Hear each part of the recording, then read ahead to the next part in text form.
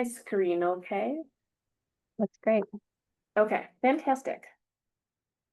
So the Colorado Seed Tool is a multi-year effort that I kicked off because it was a knowledge gap that I had. I will admit that I did not take a lot of botany courses or restoration courses in my undergrad. I focused pretty much on wildlife biology specifically and in animal behavior and herd dynamics and things like that. So when I moved into my land use position, Colorado Parks and Wildlife was receiving requests for seed mix reviews and reclamation reviews, and it was written into a few different regulatory processes. And as I started to ask around, I realized I wasn't the only person in this situation, and I thought, let's create a tool. And then my partner on the project, Dr. Danielle Johnston, I joke that she probably regrets this discussion, but we were out on a state wildlife area looking at plants, and she said, how about an app? And then this project was fully born and took a few years of our lives, but we, I think, have a pretty cool result from it.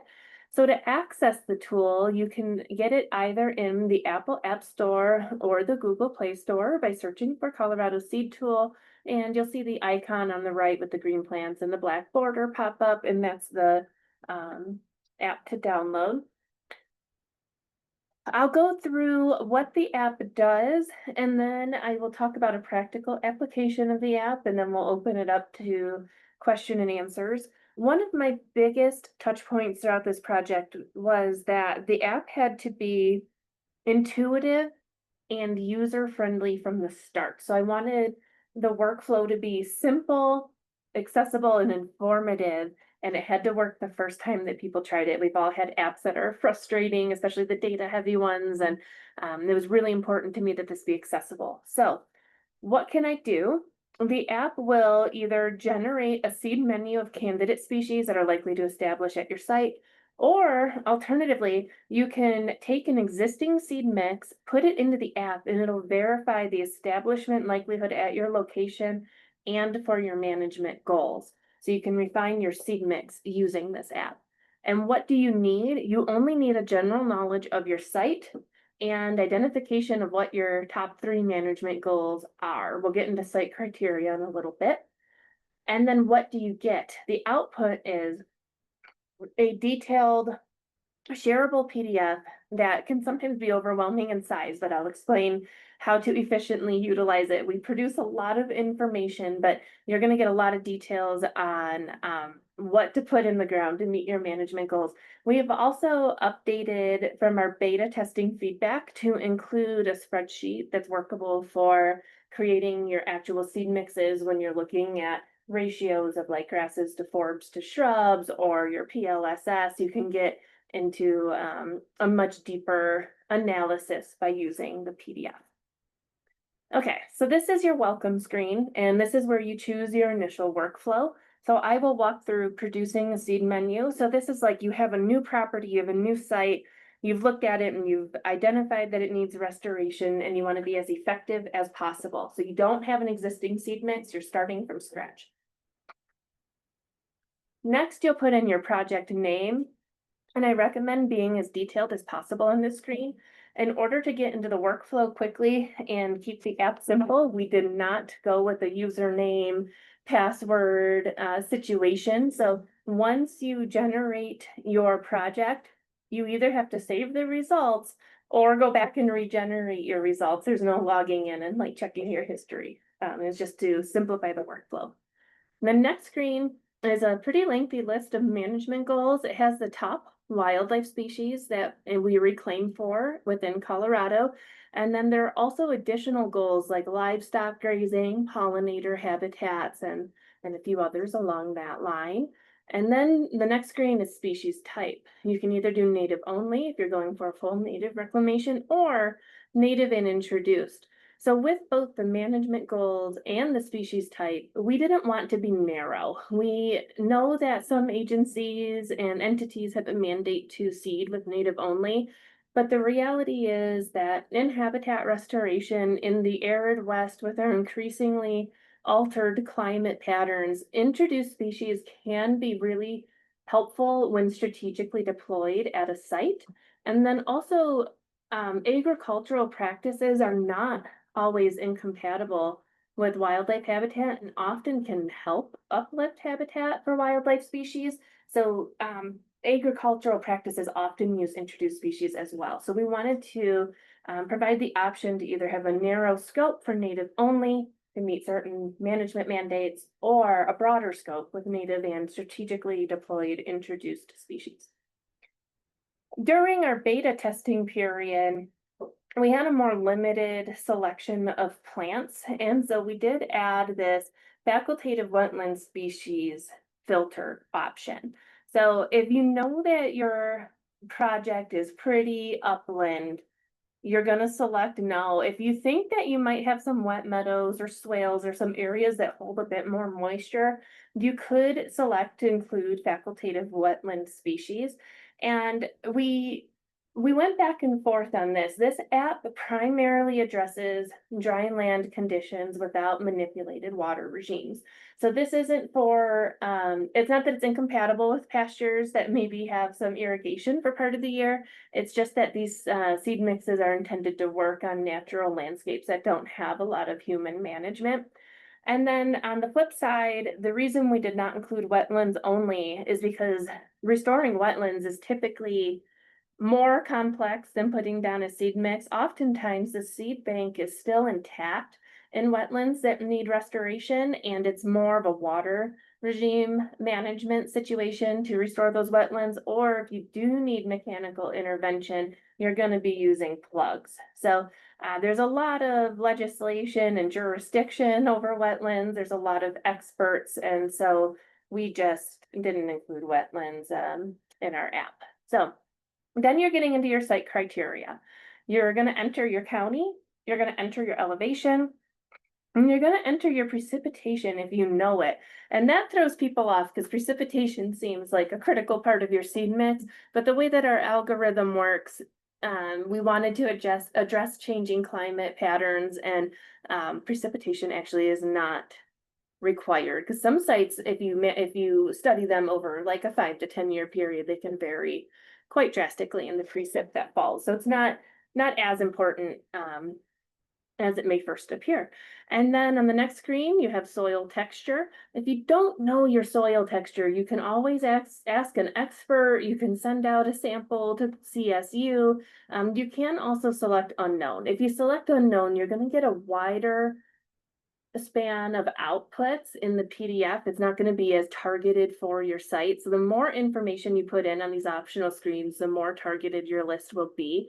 But again, we'll just kind of give you a broader list of recommendations if you go kind of vague through these steps. Other conditions, there's quite a long list of those, and that'll help further refine your seed mix. So when you get to the end, we wanted a results preview screen in case people were using this in the field and they just wanted like a quick scroll. So you can scroll through the screen on the left and it'll tell you if it's a grass, a shrub, a forb. The N is for native, I is for introduced. The little shopping bag indicates if it's commercially available.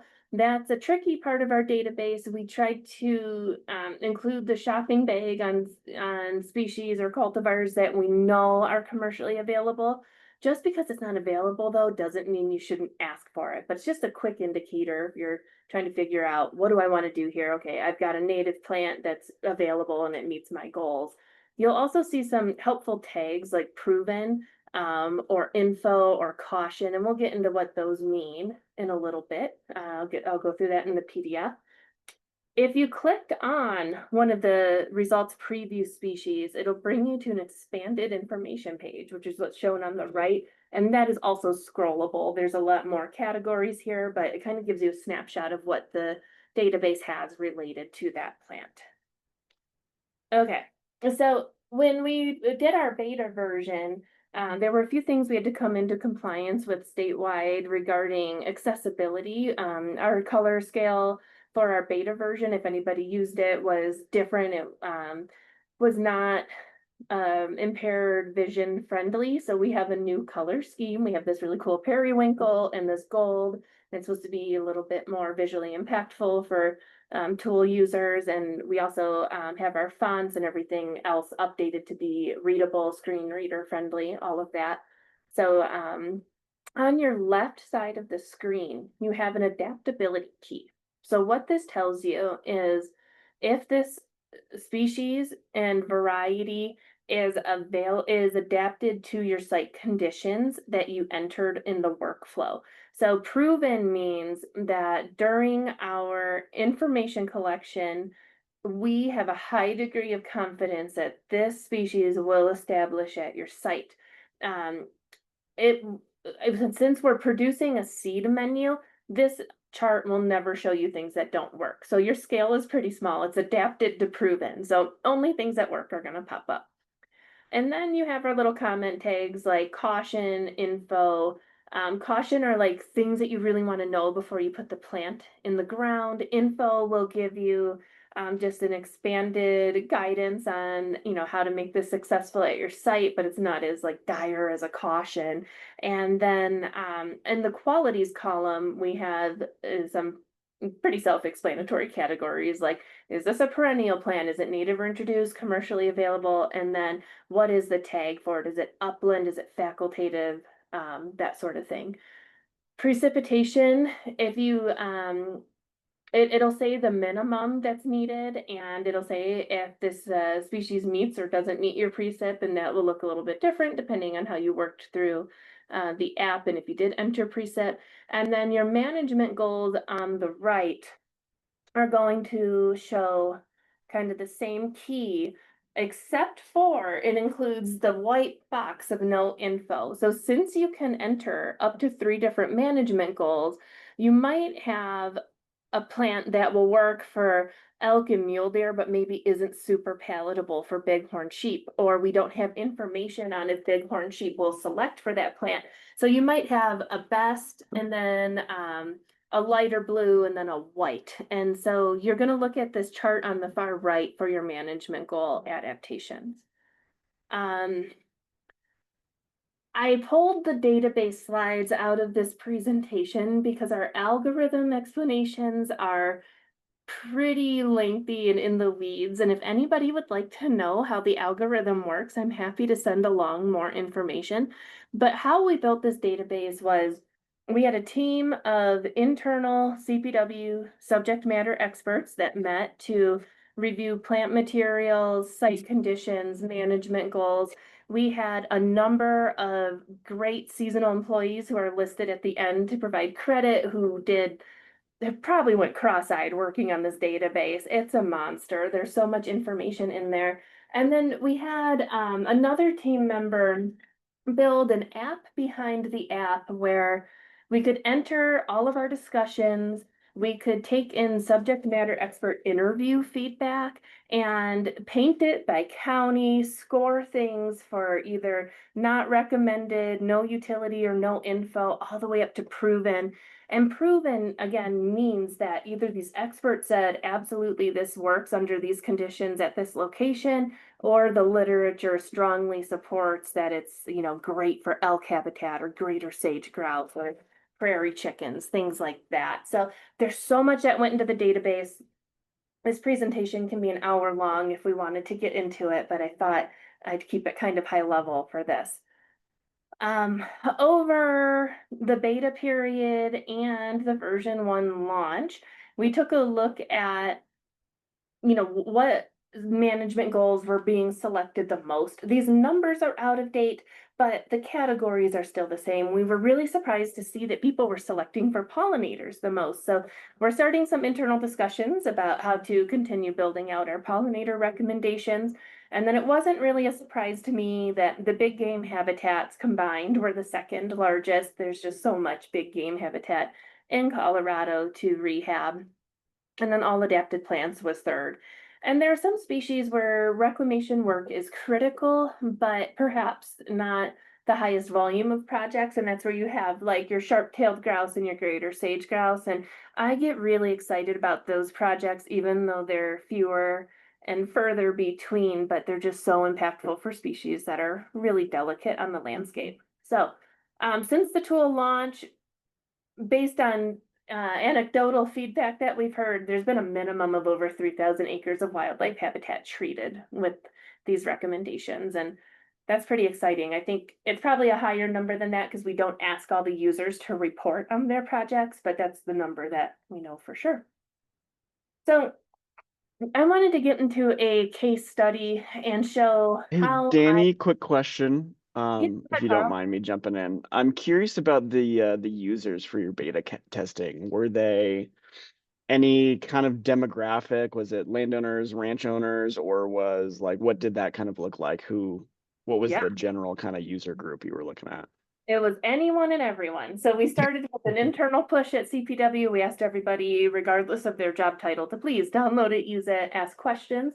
We've reached out to all of the subject matter experts that we had interviewed, and those comprised of professors, consultants, sister agency staff, some land trust staff, habitat partnership program contacts. And the app was also public in the App Store during the beta period. So anybody could access it through word of mouth. So if a consultant told another consultant about it, yeah, and we had quite a bit of feedback come in. So it was robustly used. And the majority of those 3,000 acres that I mentioned being treated were treated during the beta period. So uh, Cool. Thank you. it was very exciting. But yes, we welcomed any and all feedback during that stage. Great, thanks. Yeah. Any other questions before I get into the case study? I'm happy to answer anything off the cuff. Okay, so getting into a case study here. This was for some oil and gas locations that I consulted on, and the seed mix that was originally proposed was interesting. There were two sterile cover crops and some really aggressive grasses, and then only two forbs in the whole mix. And it was provided, I don't know that it actually was provided by Rocky Mountain Elk Foundation, and it was from the Northeast region, and this case study location is in CPW's Northwest region. So this is an example of a typical seed mix we would receive. Sometimes it's copy and paste to the best of the project proponent's knowledge, but I have had the model for a few years that we can do a lot better than the phrase green is good. We used to hear that a lot on reclamation sign-offs, especially and for sites that were held by sister agencies within the state. And we could just do a lot better than getting something green out there. We can be more targeted. So for this location on GIS, you can see the elk habitats that come up. And then we also have greater sage-grouse and sharp-tailed grouse habitats. So it's a very wildlife-rich area. And for me, it was important to get a seed mix correct because the reclamation is really impactful. So we ran this through our seed tool. And for a seed mix verification, I wanted to say that the workflow is very similar to what we worked through for a seed menu. When you're going through the seed mix verification workflow, the only difference is there is a screen where you will enter the common name or the scientific name of the species that's in the seed mix, and it'll produce a chart that might show you if it's not adapted or no utility for your management goal. So you have like an expanded key and a little bit more information. So when you're looking at like Western wheatgrass, it's important to note there was that caution tag. So if you clicked on the species name, you'll get the expanded species details. And our caution says all varieties, especially Reba, can outcompete other components of a seed mix. So this should only be applied at low rates in areas where other options are limited. That's important to know because you're throwing money away when you have really aggressive species in your seed mix that might outcompete some really helpful other components of your seed mix. And then when you're looking at like Lewis flax, it's important to know that both of these are proven. They're going to establish at your site.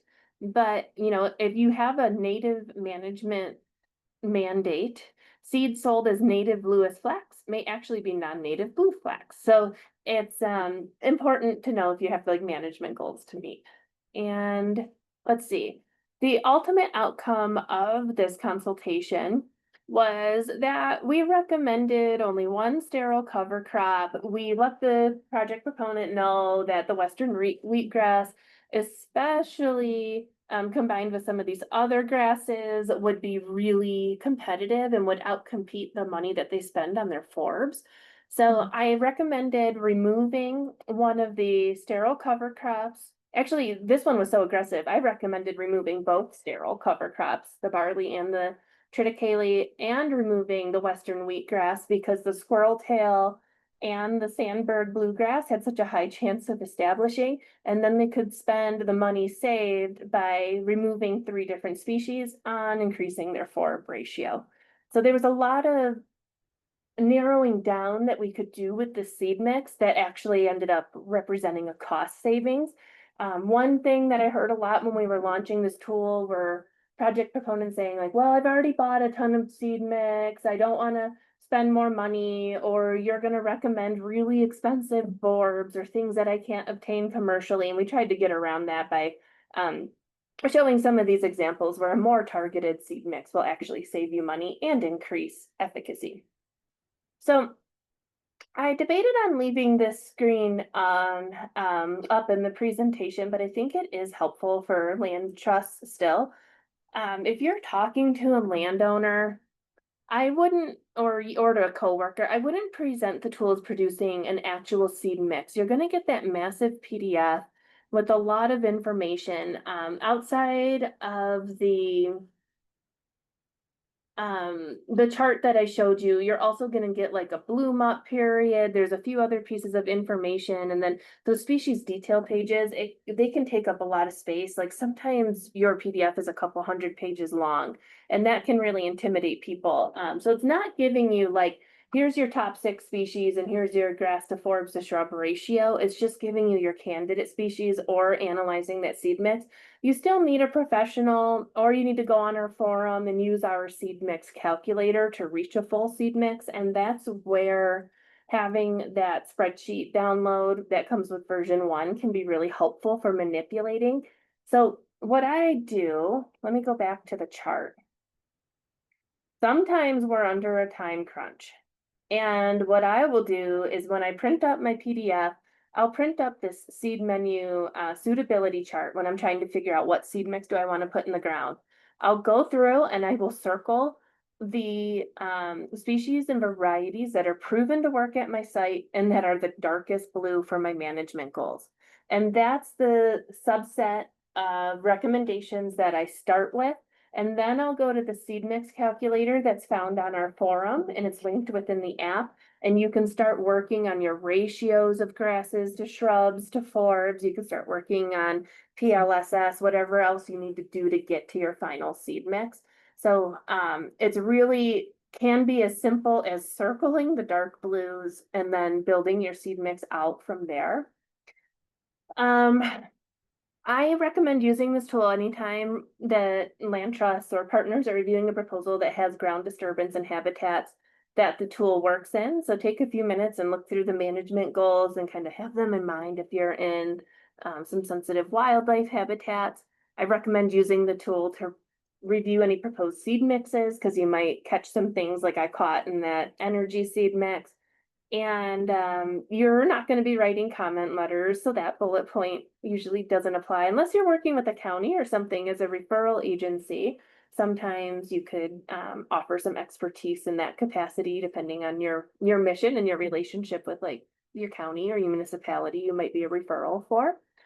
And yeah, also, if someone doesn't want to make a seed mix, they don't want to go through the seed mix calculator, which can be a bit overwhelming or intimidating, you can take the PDF that this tool produces and go to a seed company like Granite and ask them for support in compiling a seed mix.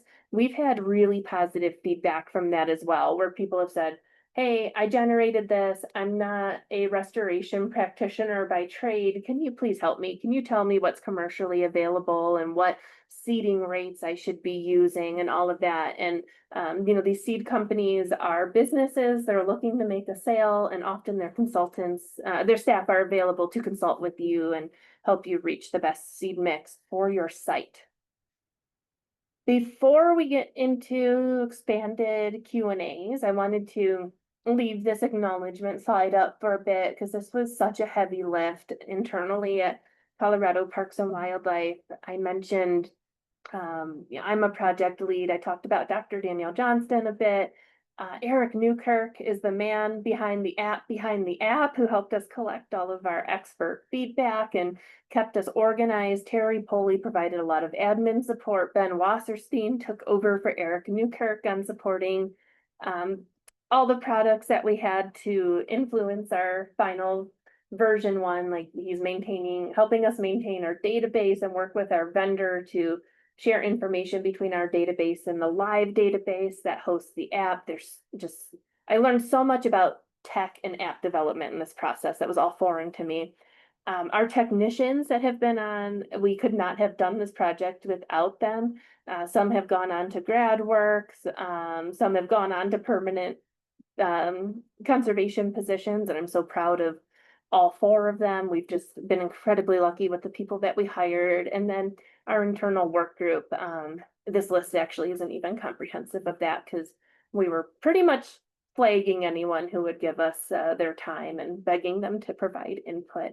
And then Colorado Parks and Wildlife, a few different internal budgets funded this effort, and we could not have gotten it across the finish line at any stage without funding additionally provided by the Habitat Partnership Program. So a huge thanks to HPP. And then our app developer, Fetchly. I also feel like I had no idea what I was asking, and I think they had no idea the level of complexity that we were going to get into with our algorithm and outputs. And so everybody really pulled together to get this app on the market, and I'm just super grateful for everyone. So how you can help is, if you know about new plant materials or sources of information, you can use the app comment form or directly email us. If you are an expert, we are still interviewing experts. The database is a living database. And if you think you have anything to contribute, we will pick your brain and be so grateful for that opportunity. And yeah, I think that's it. Let's open it up for questions. I feel like I can ramble about this app all day long, and then I have 20 different presentation versions. So I think I hit on everything I meant to, but yeah, happy to answer questions. Awesome. Thank you so much, Danny. I'm going to stop recording so we can get the conversation going, but thanks everybody for listening.